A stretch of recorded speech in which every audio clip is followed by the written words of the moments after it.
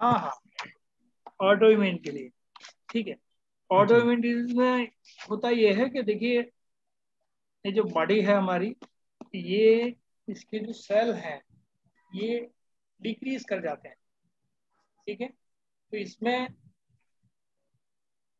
इंक्रीजन कम, डिक्रीजन ज्यादा दिखाई देती है। लेकिन अब हमको करना क्या है, अलग अलग केसेस में अलग अलग। जी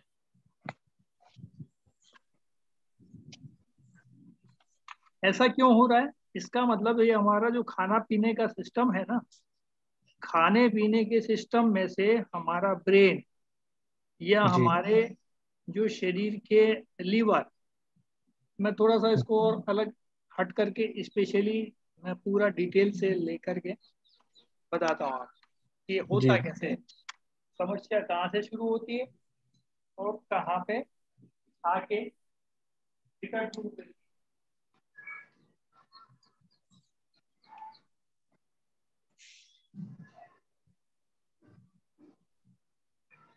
ऑटो इम्यून डिजीज का ये है कि जब बॉडी के ही सेल बॉडी को ही खाने लग जाते हैं, राइट। जी तो ऐसी स्थिति क्या हुई कि वो पहचानना भूल गए अपने आप को ही, है ना। हम्म। अब जैसे सोचिए, आप घर में बैठे हैं, अपने ही सदस्यों के बीच में, परिवारजनों के बीच में बैठे हैं, राइट। जी अब ऐसी क्या परिस्थिति हुई कि आप उठा करके अपने ही लोगों को मारने पीटने पे उतारू हो गए। तब हो सकता है या तो कोई बाहरी दबाव हो, है ना, हम्म। या फिर ऐसी कोई घटनाक्रम हुआ हो जिसमें कोई अपनी अपने परिवार के सदस्य का एक रूप बना के कोई बाहरी आदमी आ जाए, है ना, जी जिसको हम पहचानने में असमर्थ हो और हमें हर एक पे फिर से शक होने लग जाए। जी जी ऐसी कंडीशन तब आती है जब पैक्ड फूड का हम ज्यादा से ज्यादा इस्तेमाल करते हैं, है ना। हम्म। तो हमारे जो सिस्टम है वो ठीक से अपने को पहचानने में असमर्थ हो जाते हैं। कौन सी फूड गुरुजी, कौन सी food? Packed packed packed. Food, बाजारी बाजारी सामान, मतलब बाजारू बाजारू आइटम जो होते हैं ना। एक तो हम अपने बिल्कुल। घर के बनाए हुए चीजों को हम यूज कर रहे होते हैं, राइट। कुछ ऐसा समझिए कि 150 लोग हैं आपसे, आप अकेले बहुत अच्छे फाइटर हैं, लेकिन 150 लोग आपसे लड़ने के लिए एक साथ आकर खड़े हो गए हैं। दो कंडीशन है, अब एक एक करके आपसे वो फाइट करने आ रहे हैं। दूसरी कंडीशन ये है कि वो एक साथ 100 के 100 एक साथ आपके ऊपर टूट पड़े। कौन सी वाली कंडीशन आपके लिए अच्छी है?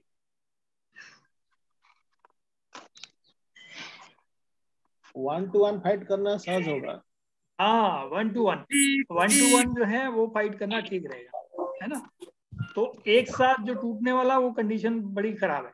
तो यदि 1-to-1 फाइट करना यानी एक के बाद एक चीज को पहचानना, तो मल्टीपल जो काम हमारी बॉडी के अंदर हम लोग करते हैं, क्या करते हैं, मिक्स करके दालों को मिक्स कर दिया, है ना, खाने के अंदर ये भी मिक्स कर दिया वो भी मिक्स कर दिया, दो प्रकार की खटाई हो गई, है ना। एक खटाई नहीं होगी, दो प्रकार की, एक अमचूर की हो गई एक किसी और की हो गई, दोनों खटाई को मिला देना हुआ। अब हमारी बॉडी उसको एक एक को हजम करना चाहती है, लेकिन वही कंडीशन हो गई जो 100 आदमी हम पर हमला कर दिए एक साथ, और हम चाहते थे कि 1-to-1 फाइट करें। क्लियर?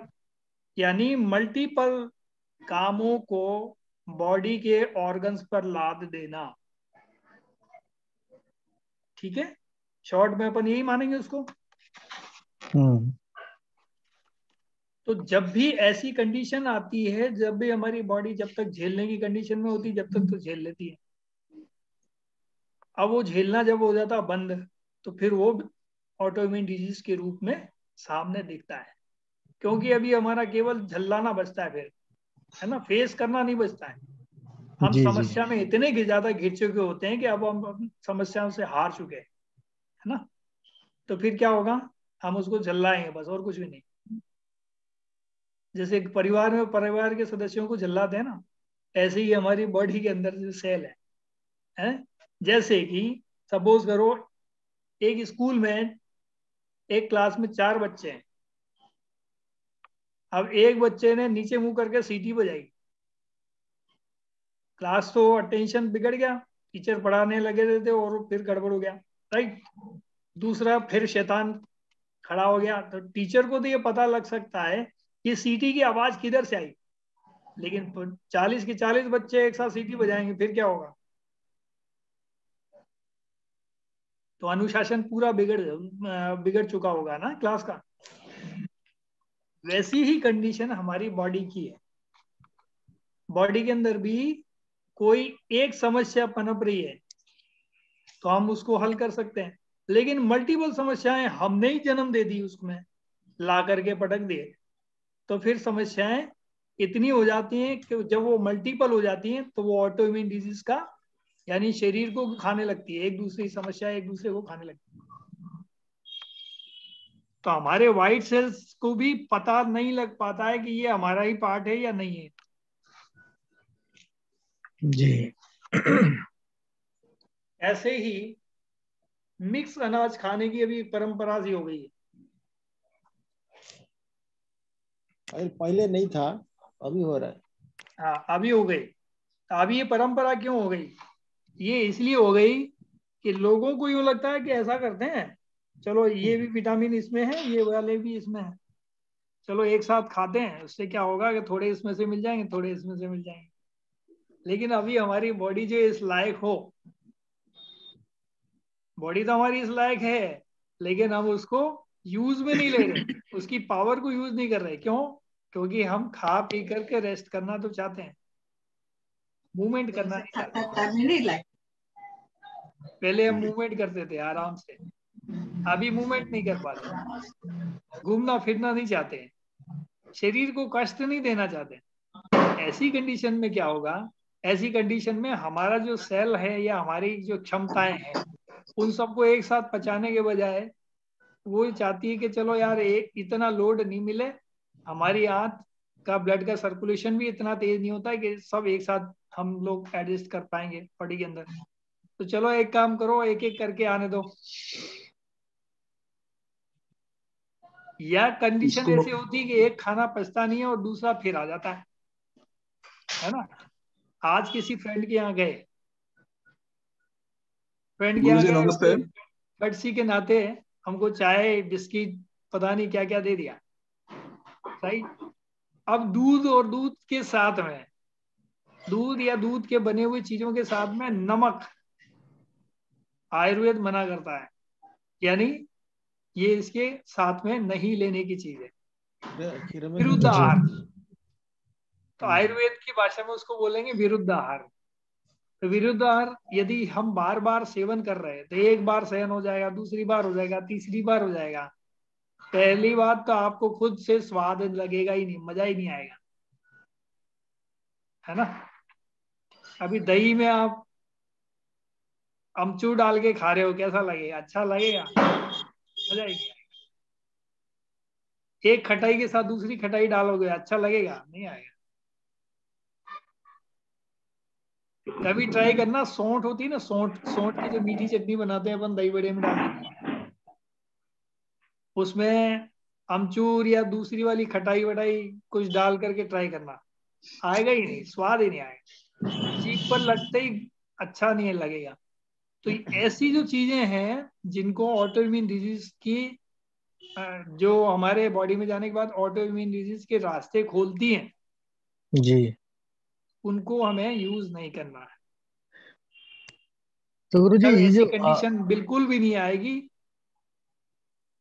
और आयुर्वेद की यदि नियम का पालन करते रहे, गलती से किसी ने आपके इंजेक्शन लगा के भी आपको एड्स का वायरस डाल दिया ना, तब भी आपका कुछ नहीं बिगड़ने वाला, जी।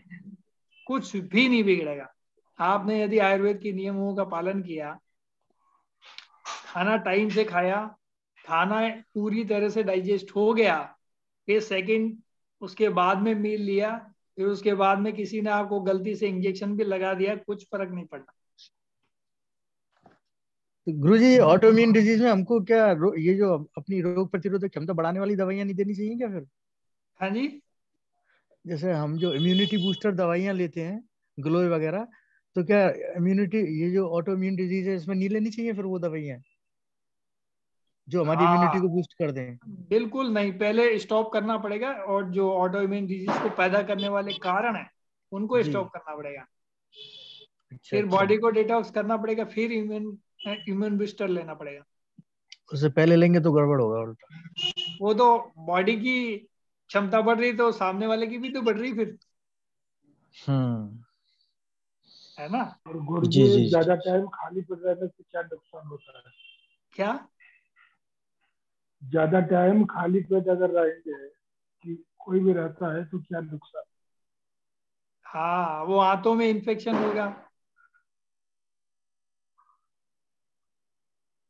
हाथों में इन्फेक्शन हो जाएगा ना बॉडी में।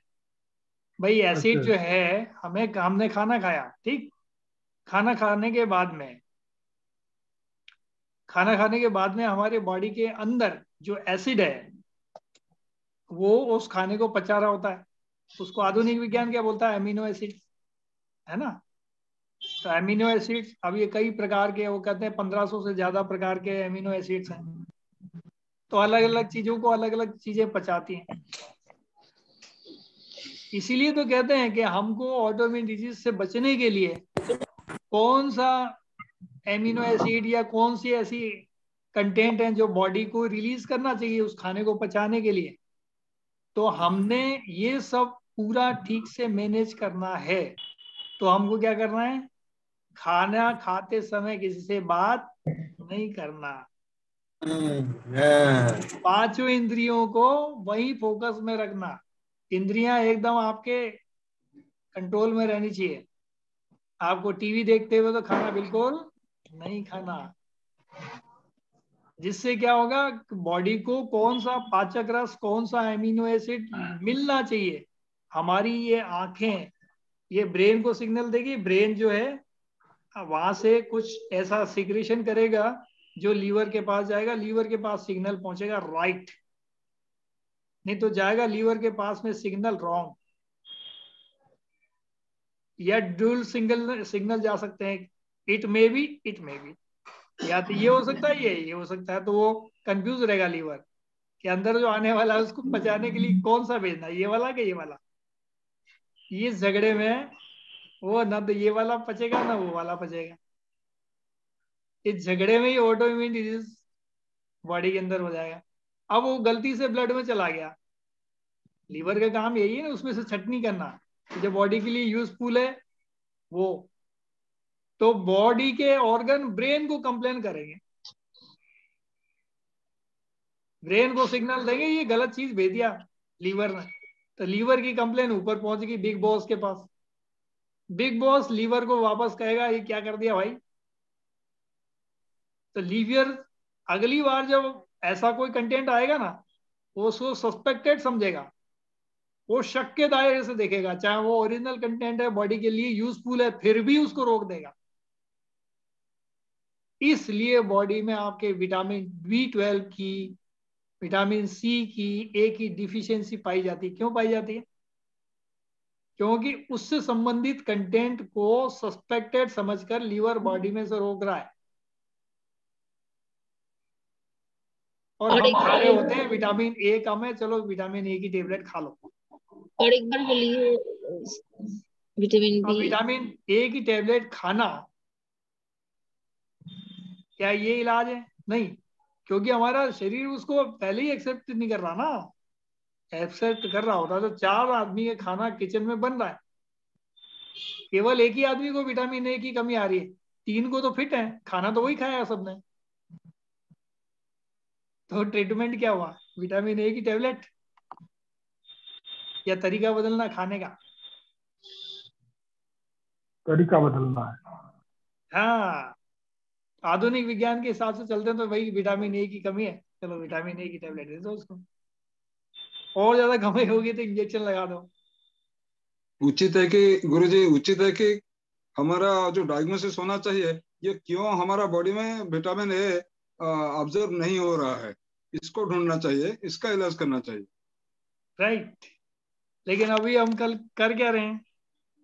हाँ, विटामिन ए दे देते हैं। विटामिन ए दे देते हैं। आयरन की कमी हो गई, आयरन की टेबलेट दे दो। और विटामिन बी के लिए क्या करें?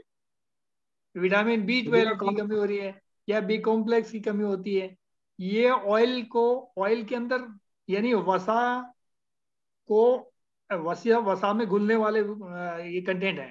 ठीक है, ये आपको कहाँ मिलते हैं? कॉड लिवर ऑयल में मिलते हैं अक्सर कर, है ना। तो ऐसी चीजें हम ले सकते हैं काम में, राइट। या ऐसे कंटेंट लेंगे जो उसे सपोर्टिंग हो, ऐसी चीजें जैसे B12 है। जितने भी खमीर उठाने वाले कंटेंट है ना, जो हमारे घर के अंदर हम खमीर उठा करके खाते हैं, क्या क्या हो सकता है आपके घर में? ऐसा क्या बनाते हैं जो खमीर उठा के बनाते हैं? जलेबियां बनाते हैं।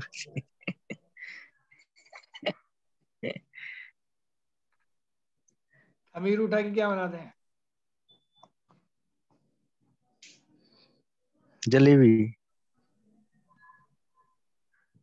मतलब आटा है, आटे में क्या करते हैं, दही डाल देते हैं और उसको 4-5, मतलब फिर आटे को पानी से अच्छे से गूंद के रख देते हैं, फिर 4-5 घंटे तक उसको अच्छे से लेस होने के लिए छोड़ देते हैं। क्या बनता है? डोसा।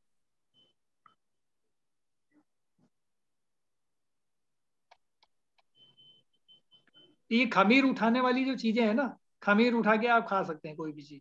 जैसी अंकुरित दालें हैं, मूंग की दाल है, इसको आप ले लीजिए, ये ऑटो इम्यून डिजीज करती ही नहीं कभी, और किसी को है तो भी ये सस्पेक्टेड नहीं मानी जाती लीवर के द्वारा, है ना। ऐसी कंडीशन में हम हमारे को ये बहुत सारी चीजें, और खमीर वाला काम भी कर देगी, विटामिन B12 की कमी कर देगी। डी विटामिन बॉडी में नहीं है, विटामिन डी तो कैल्शियम नहीं होगा, कैल्शियम नहीं है तो बाकी और चीजें, मिनरल, विटामिन, आयरन और ये फास्फोरस और ये भी चीजें नहीं आएगी। मेन मुख्य जो घटक है विटामिन डी, ये यदि बॉडी में नहीं है तो फिर तो कुछ भी बॉडी उसको एक्सेप्ट करेगा ही नहीं, क्योंकि इसकी अनुपस्थिति में यही लीवर को बताएगा कि ये हमारा परिवार का हिस्सा, आने दो भाई, आने दो। लीवर उसको उठा के बाहर फेंक रहा होगा तो वो कहता है आने दो यार, ये तो हमारी फैमिली का हिस्सा है। गुरु जी ओमेगा 3 किसके लिए? ओमेगा 3? हाँ, ओमेगा 3 भी ये इसी के लिए है, जो फैट्स सोल्यूबल होते हैं ना, उनमें ये अच्छे काम करता है। देखिए, फैटी ये एसिड सब का। अंग्रेजी के चक्कर में फंसने के बजाय हमको देसी वाला करो, सब चीजें मिल जाएगी, है ना।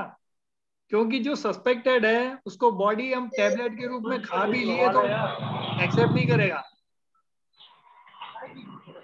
गुरुजी का टोटल इसिनोफिल काउंट ऐसे होता है क्या? क्या कह रहे हैं पंकज जी?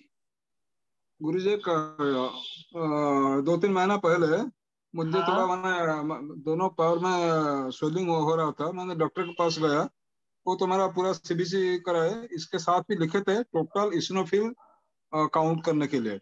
वो हाँ थोड़ा ज्यादा था, इसिनोफिल में इतना ज्यादा नहीं था, टोटल इसिनोफिल काउंट में थोड़ा ज्यादा था।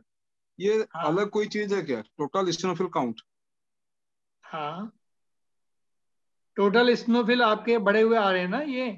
हाँ हाँ। हाँ, तो ये किसी न किसी एलर्जी को शो कर रहे हैं। एलर्जी के कारण जो इन्फेक्शन वाला जो होता है पार्ट, उसको शो कर रहे हैं। यानी बॉडी के इसमें अंदर एलर्जी है। एलर्जी का मतलब ये कि तो उसके कारण हल्की फुल्की सूजन आ रही होगी, इन्फेक्शन हो रहा होगा एलर्जी के कारण। अच्छा, इसे और कोई डिफेक्ट नहीं था इसे, ये था मेरा तबीयत, तो बाकी सब ठीक है। सांस लेने में कोई दिक्कत तो नहीं है?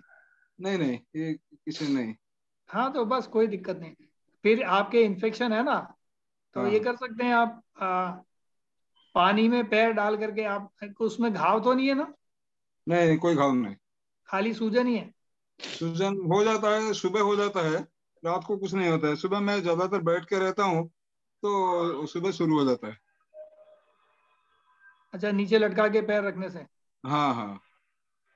बाकी तो सूजन नहीं होता है? नहीं, ऐसे तो दिन भर मैं बैठा रहता हूँ, बैठे रहने से ऐसे होता है। वो हार्ट का भी चेकअप किया है, हार्ट भी सब ठीक है। कोई बात नहीं, तो आप तो 2-3 महीने गर्म पानी में पैर को रख के बैठिए, सब ठीक हो जाएगा। Thank you thank you. कोई खर्चा नहीं है, कोई कुछ नहीं करना। और ठीक है।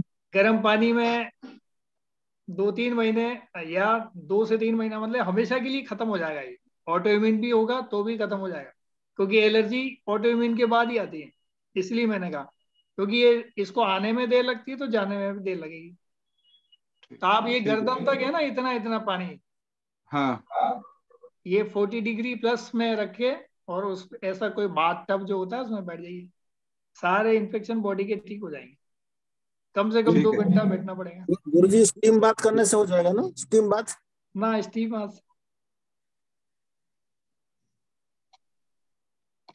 स्टीम बाथ से नहीं होगा।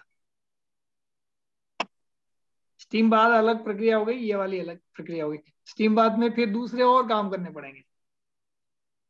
स्टीम बाथ तो कर लो, क्योंकि ये निकलेगा, जितनी भी एलर्जी वो स्किन से ही निकलने वाली है ना।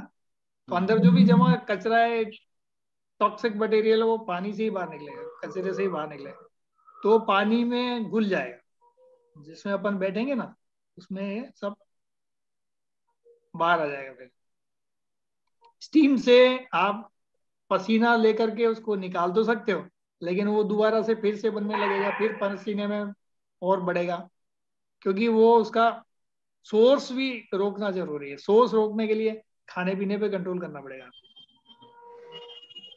वो कंट्रोल करिए। विरुद्ध आहार बिल्कुल नहीं लेना है ना, और बॉडी को डिटॉक्स करते रहिए। मुख्य रूप से ऑटोइम्यून डिजीज कौन कौन सा होता है, थोड़ा मैंने ये जैसे कि रूमाटॉइड आर्थराइटिस एक ऑटोइम्यून डिजीज है, और कौन कौन सा मेजर डिजीज रहता है, ऑटोइम्यून डिजीज होता है? जो भी लंबी चलने वाली डिजीज आती है, सोराइसिस, स्किन की जितनी भी डिजीज है, कैंसर है, ये सब ऑटो इम्यून डिजीज ठीक है। ठीक। है ना। जो लंबी डिजीज है ना, आपके नजर में जो भी आ जाए, कि जो लंबा से लंबा खिंचता हो, तो सब ऑटो इम्यून डिजीज में आ जाए। अच्छा। ये क्या खाने के लिए होता है? हैं जी? खाने के लिए ही होता है? खाने के लिए क्या होता है? मतलब ऑटो इम्यून डिसीज खाना खाने की वजह से, मतलब उल्टा पुल्टा हाँ, खाने के लिए होता है क्या? उल्टा पुल्टा खाने से ही तो हो रहा है। तो अर्थराइटिस भी उसका उसी कारण होता है? हाँ, क्यों? अर्थराइटिस तो ज्यादातर देखा गया महिलाओं का होता है, तो खाना तो एक घर में सभी एक ही सामान खा रहे हैं, तो लेडी लोगों को ज्यादा क्यों अर्थराइटिस हो रहा है? हाँ, यही तो मैं अभी उत्तर दे रहा था आपको भी। अब लेडीज लोगों को क्यों हो रहा है? लेडीज लोग एक बार में खाना खा भी रहे हैं, हिला भी रहे हैं, और एक बार में 50 काम भी तो कर रहे हैं, तो दिमाग तो उधर लग गया है। ऐसे काम, मतलब खाने खाने के टाइम तो काम नहीं कर रहा है। खाना खाने के टाइम पे आप बात भी तो कर रहे होते हैं ना, दूसरे की तरफ देख करके, कि उसको बता रहे होते हैं, देखो ये वाला और ले लो, टेस्टी है। राइट, अगले का दिमाग एक ही जगह लग रहा है, आपका दिमाग 4 जगह करना लग होता है रहा उसको। है। राइट जी।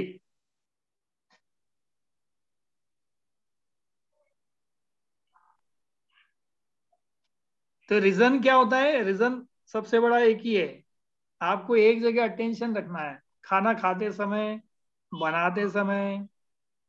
ऑटो इम्यून डिजीज जो है, ये अर्थराइटिस लेडीज को ही होता है ऐसा नहीं है, जेंट्स को भी हो रहा है, सबको हो रहा है। और ज्यादातर महिलाओं की संख्या ज्यादा होने का कारण ये है कि देखिए, वो उनके एक रीजन नहीं है, बहुत सारे रीजन है। कैसे? मैं बताता हूँ। हमारे शरीर के वेगों को रोकना, ये भी एक कारण है। 13 प्रकार के, मैंने जिसने अभी बेसिक आयुर्वेद नहीं सीखा है, उसको शायद ये चीजें समझ में नहीं आए। तो इसलिए मैं कहता हूँ कि बेसिक आयुर्वेद में आप यदि अच्छे से इसको पढ़ेंगे ना तभी समझ में आएंगी ये चीजें।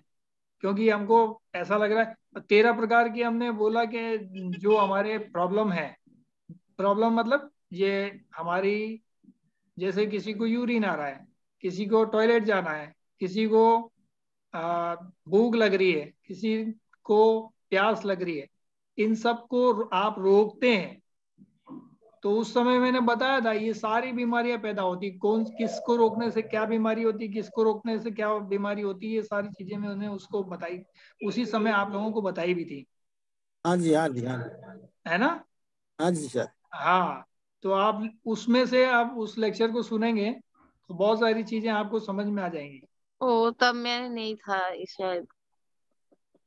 हाँ, तो वो तो इसीलिए तो कह रहा हूँ कि हमारी जो क्लास है बेसिक वाली उनको आप जरूर करें, बेसिक से ही तो सारी चीजें आगे बढ़ने वाली हैं।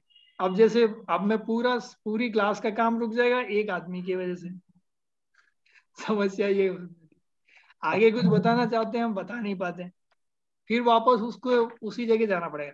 तो हमारी जितनी भी समस्याएं मतलब हमारे शरीर की जितनी वो है, जो भी जिनको हम रोकते हैं, जैसे भूख प्यास पड़ जाने का वेग। क्रम है ना। तो हमारे जो वेग हैं, शरीर के वेग जितने भी हैं, उन सबको यदि रोकते हैं तो ऑटोइम्यून डिजीज आने का पूरे पूरे चांस है। वो महिलाओं को क्यों हो रहा है, महिला देखती है कि अभी ऑटो वाला आ रहा है बच्चे का, ऐसा करते हैं अपन को टॉयलेट आ रहा है ना, कोई बात नहीं जाएंगे बाद में, अभी इसको एक बार विदा करो आराम से, फिर टॉयलेट जाते रहेंगे, नहाते भी रहेंगे, धोते भी रहेंगे, सारे काम करते रहेंगे। कई बार ऐसी कंडीशन में वो महिला अपने टॉयलेट को, अपनी प्यास को, अपनी भूख को, सब कुछ को रोक करके अपने परिवार के लिए समर्पण भाव से लगी रहती है। जबकि टॉयलेट जाने में कितनी देर लगी, 2 मिनट 3 मिनट जाके आ जाओ, है वो 2-3 मिनट में ऑटो नहीं निकल जाएगा या उसकी गाड़ी नहीं निकल जाएगी बच्चे की, लेकिन हमारी जीवन की गाड़ी जरूर खराब हो जाएगी। ठीक। ये समझना बहुत जरूरी है ना। क्यों? क्योंकि मैंने कारण भी बताए थे उस समय, यूरिन को रोकने से लीवर जो है, लीवर क्या करता है, 1.5 घंटे के लिए अमोनिया को यूरिया में कन्वर्ट करता है। तो हम जो खाना खाते हैं इसमें से जितना भी विष बनता है, इस विष को हमारे शरीर के अंदर वो अमोनिया के रूप में इकट्ठा करता है। वो विष इतना खतरनाक है कि आपको निकाल के उसका इंजेक्शन भर के आपकी स्किन पे डाल दिया जाए तो स्किन बंद कर जाएगी, बड़ी भयंकर, इतना जलन करता है वो। यानी एक प्रकार का इतना खतरनाक एसिड है जो आपको डलते ही जला देगा। तब आप सोचिए कि वो हमारे शरीर में हम 1 घंटा, वो 1.5 घंटे के लिए लीवर अपने आप को भस्म करके और उसको यूरिया में कन्वर्ट कर देता है, जिससे आसानी से हम उसको बाहर निकाल सकते हैं, यूरिया को यूरिन के रूप में हम बाहर निकाल देते हैं। ठीक है। अब जब हम उसको रोक के रखते हैं तो वो रुका हुआ, उसका टाइम तो 1.5 घंटे का था, 1.5 घंटे में वापस वो अपना विष में बदल जाता है। अब वो विष हमारे शरीर के अंदर दुनिया भर की समस्याएं पैदा कर रहा होता, हमारे शरीर में बवाल हो रहा होता, हमारा दिमाग बिजी है, हमारा दिमाग लग रहा है काम में, हमारा शरीर की वो दिमाग सुन नहीं रहा, आ रही है अभी 2 मिनट और जाएंगे, अभी जाएंगे। तो ऐसी कंडीशन में, ऐसी टॉयलेट का होता है, ऐसी भूख का होता है, ऐसी प्यास का होता है, सभी कंडीशन में ऐसी होता है। किसी भी वेग को नहीं रोकना। क्लियर? ऑटो इम्यून डिजीज का सबसे पहला कारण यही है, वेगों को धारण करना। अधारणीय वेग चैप्टर हमने पढ़ाया था आपको, आप फिर उसको पढ़ें, सीखें। डायरेक्टली बीच में कुछ लोग जिद पे आ जाते हैं, नहीं हम तो सीधा पंचकर्मा ही करेंगे, तो कर तो लीजिए, लेकिन ये सारी जो चीजें छूट गई है ना, वो बड़ी दिक्कत में आ जाती है। अच्छा आचार्य जी, मेनोपॉज क्या एक कारण है अर्थराइटिस का लेडीज लोगों को? बिल्कुल है कारण। अच्छा। एक वो भी कारण हो सकता है, क्योंकि एक वो भी कारण हो सकता है जो कि हम गोली लेते हैं, अभी आज पूजा है, चलो इस 5-3-4 दिन को इसको एक्सटेंड कर दो, वो भी एक कारण है। ठीक है, और भी कई कारण हैं। मतलब हार्मोनल इम्बैलेंस हो जाता है ना। हाँ, हार्मोनल इम्बैलेंस होने के कारण, वो हार्मोनल इम्बैलेंस है ही क्या, वो विटामिन डी और D3 और कैल्शियम का इम्बैलेंस है। उसको आपने वहां से निकाल के हटा दिया थोड़ी देर के लिए, है ना, तो वो दिक्कत खड़ी। मोनोपोज के बाद देखिए, मेनोपॉज के बाद की समस्याएं और दूसरी हैं। जरूरी है। मेनोपॉज के बाद में समस्याएं जो आती है वो और दूसरी हैं। वो दूसरी इसलिए कि जो हार्मोन्स बॉडी को मिल रहे थे अब तक, जिस काम के लिए मिल रहे थे, वो तो बंद हो रहे हैं, ठीक है। अब वो मेनोपॉज के बाद की जो कंडीशन आती है, उस समय भी हम शरीर को चलाने के लिए इसी प्रकार की हरकतें अभी जो कर रहे हैं वो सब करते रहते हैं, तो फिर और ज्यादा भयंकर से भयंकर बीमारियों का सामना करना पड़ता है। और यदि हम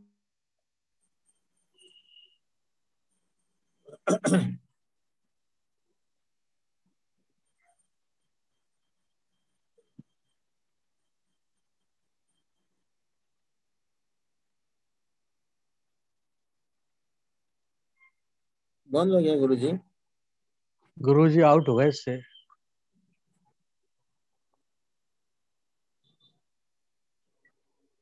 जोगी जी अभी आप समझे।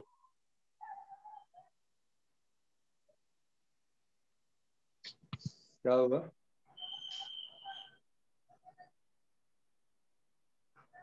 डिस्कनेक्ट कर गया, हो सकता है कोई कॉल आ गई हो। हाँ तो वो अभी उनका ये हो गया, वो स्टिल दिख रहे हैं। वो मीटिंग से बाहर हो गए शायद। हाँ, मीटिंग से बाहर है, अभी नाम नहीं आ रहा उनका पार्टिसिपेंट्स। अच्छा अच्छा, नहीं है गुरुजी, नहीं है। एक मिनट। वो नमस्कार गुरुजी। नमस्कार जी, वो हमारे लैपटॉप की बैटरी हो गई बंद और ये लाइट भी चली गई, ओहो। ठीक है, गड़बड़ हो गया। हमने कहा चलो मोबाइल पे ले लेते हैं। तो समय बहुत हो चला है, तो चर्चाओं का समय हाँ, चलता रहेगा, जी जी। है ना। तो एक तो ये हो गया, CBC रिपोर्ट के बारे में जानकारी हो गई। इसके अलावा भी कई और जानकारियां हैं जिनको आपको ऑटो इम्यून डिजीज के रूप में और एक चर्चा और ले लेंगे, फिर अपन पंचकर्मा का इतने रजिस्ट्रेशन का काम हो जाएगा आप लोगों का, और पंचकर्मा शुरू कर देंगे। तो नेक्स्ट क्लास हम और इस पर चर्चा करेंगे। जो हमारी आपके दिमाग में जो भी प्रश्न है वो सारे आप नोट करके रखिएगा, सारी भड़ास इकट्ठी निकाल लीजिए। गुरुजी, पंचकर्मा के जो प्रैक्टिकल है वो हम पूरा कोर्स खत्म होने के बाद में लेंगे या कब होंगे वो? हाँ, पंचकर्मा के प्रैक्टिकल पूरा कोर्स करने के बाद में अपन कर सकते हैं, कोई दिक्कत नहीं है उसमें। अच्छा। क्यों नहीं है? क्योंकि उसमें जब तक हमको बेसिक चीजें समझ में नहीं आएगी, जैसे अब बेसिक आयुर्वेदा के रूप में कोई जो कंटेंट हमारे रह गए हैं, वो अभी अभी बड़ी दिक्कतें आ रही हैं उनको। जैसे जी उन्होंने बीच जी। में से ज्वाइन किया तो उनको ये समस्याएं झेलने को मिल रही। तो उससे क्या हो रहा है कि खैर कोई बात नहीं, रिपीटेशन तो हो जाता है, लेकिन बाकियों का काम भी रुक जाता है उससे थोड़ा, वो ठीक नहीं लगता है। लेकिन फिर भी चलिए, वो तो कोई बात नहीं। ये साथ के साथ में इसको भी हम कोशिश करेंगे कि इसका भी कवरेज करते रहे। जैसे आज हमने छोड़ गुरुजी के बीच में, गुरुजी बेसिक बेसिक क्लास का वीडियो और है ना, वो जो उसको भी देखने से हो जाएगा हाँ, रिकॉर्डिंग। उसको देखने से हो जाएगा। नहीं तो बेसिक का एक अभी अपन और खुला करेंगे। आपका वो क्वेश्चन एक, और हो गया तो रिकॉर्डिंग बंद कर दीजिए। हाँ जी, बंद कर दीजिएगा। हाँ, आप ही होस्ट हैं। हाँ जी।